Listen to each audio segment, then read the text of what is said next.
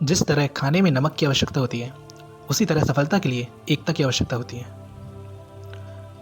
नमस्ते दोस्तों, मैं आपको आज एक ऐसी कहानी बताने वाला हूँ जिससे आपको समझ में आ जाएगा कि यह क्यों कहा जाता है कि बटेंगे तो कटेंगे और जुड़ेंगे तो नेक रहेंगे।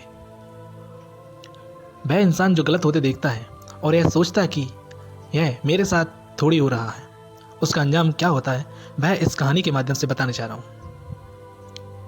एक व्यक्ति था जिसका नाम था धन्ना सेठ। धन्ना सेठ एक जाना पहचाना अमीर व्यक्ति था जिसकी पूरे शहर में चर्चा रहती थी। धन्ना सेठ की पत्नी को जानवर पालने का बहुत शौक था। उसके पास तोता, मुर्गा और बकरा पले हुए थे, क्योंकि धन्ना सेठ जब अपनी दुकान पर होता तो सेठानी तोते को खिलाती और अपना मनोरंजन करती थी। लेकिन इन सभी पालतू जानवरों के साथ एक चूहा भी रहता था, जिससे सेठानी बहुत परेशान रहती थी, क्योंकि चूहा सेठानी के कई सारे कपड़ों को कुतर देता था।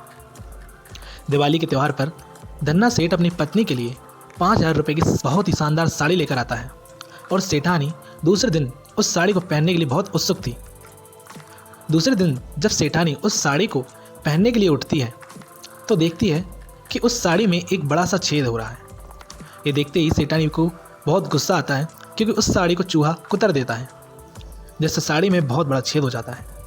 ये बात धन्ना सेठ को पता चलती है तो धन्ना सेठ सेठानी से बोलता है, गुस्सा मत करो, मैं तुम्हारे लिए दूसरी साड़ी ले आऊँगा और चूहे को पकड़ने के लिए एक चूहादानी ले आऊँगा। दूसरे दिन धन्ना सेठ चूहादानी ले आता है। चूहादानी को देखकर चूहा बहुत डर जाता है।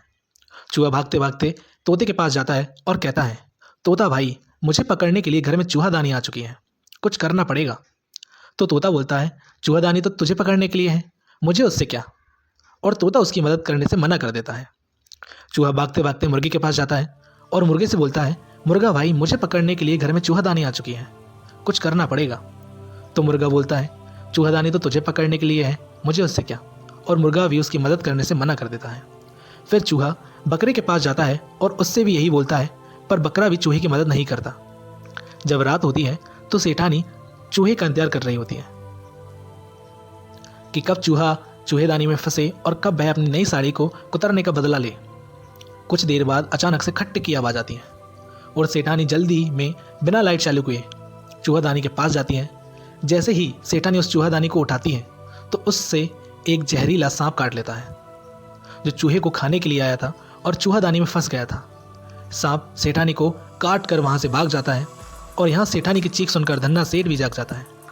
लाइट चालू करके देखा तो पता चलता कि सेठानी को सांप ने काट लिया। सेठानी को तुरंत डॉक्टर के पास लाया गया। डॉक्टर सेठानी का चेकअप करता है और बोलता है कि इसका इलाज तो बहुत मुश्किल है, क्योंकि ये सांप बहुत जहरीला था। डॉक्टर बोलता है कि मैंने ये सुना है कि अगर सही समय पर तोते का सूप मिल जाए तो सांप का जहर तुरंत उतर जाता है और सेठानी को इस तरीके से बचाया जा सकता है, लेकिन तोता इतनी जल्दी कहाँ मिलेगा। तो धन्ना सेठ कहता है, हमारे पास एक तोता है। और फिर उस तोते का सूप बनाकर सेठानी को पिलाया जाता है और चूहा यह देख रहा होता है। फिर जब सेठानी थोड़ी ठीक होती हैं तो रिश्तेदार मिलने आते हैं। धन्ना सेठ सेठानी के बचने की खुशी में एक छोटी सी दावत देता है और दावत में अब कढ़ाई पर चढ़ने की बारी मुर्गे की थी और मुर्गे का चिकन बनाकर रिश्तेदारों को परोसा जाता है और चूहा यह देख रहा होता है। कुछ दिनों बाद जब सेठानी बिल्कुल ठीक हो जाती है तो धन्ना सेठ सेठानी के बिल्कुल ठीक होने की खुशी में एक पार्टी रखता है। उस पार्टी में मटन बनाया जाता है और इस बार कढ़ाई पर चढ़ने की बारी बकरे की थी। चूहा ये सब देख रहा था और सोच रहा था कि अगर इन्होंने मेरी मदद की होती तो ये सब आज भी जिंदा होते। एकता की कमी के कारण सभी जानवरों की एक के बाद एक जान चली गई, लेकिन अगर उन्होंने चूहे के पिंजरे को तोड़ने या हटाने में मदद की होती तो सभी जानवर जिंदा होते। लेकिन उन्होंने एक दूसरे की मदद नहीं की, जिसका परिणाम यही हुआ कि सब के सब मारे गए। इसी तरह हमें इस कहानी से सीख लेनी चाहिए कि अगर हम बटेंगे तो कटेंगे और अगर जुड़ेंगे तो नेक बनेंगे। क्योंकि अगर हम एकता में नहीं रहते हैं और एक दूसरे के साथ नहीं देते हैं तो हमारे साथ भी यही होगा। हमें कोई भी अकेला समझकर फ़ायदा उठा लेगा। क्योंकि जब किसी अनजान व्यक्ति के साथ कुछ गलत होता है तो लोग चुप रहते हैं। उन्हें लगता है कि हमारा परिवार तो सुरक्षित है, हमें इससे क्या। लेकिन अगर एक व्यक्ति शराब पीकर गाड़ी चलाता है तो उसकी क्या गारंटी है कि उस शराबी की गाड़ी से आपके परिवार का एक्सीडेंट नहीं होगा। अगर आप देखते हैं कि एक चोर जो दूसरे के घर में चोरी कर रहा है, अगर आप पुलिस को खबर नहीं करेंगे तो इसकी क्या गारंटी है कि वह चोर आपके घर चोरी नहीं करने आएगा।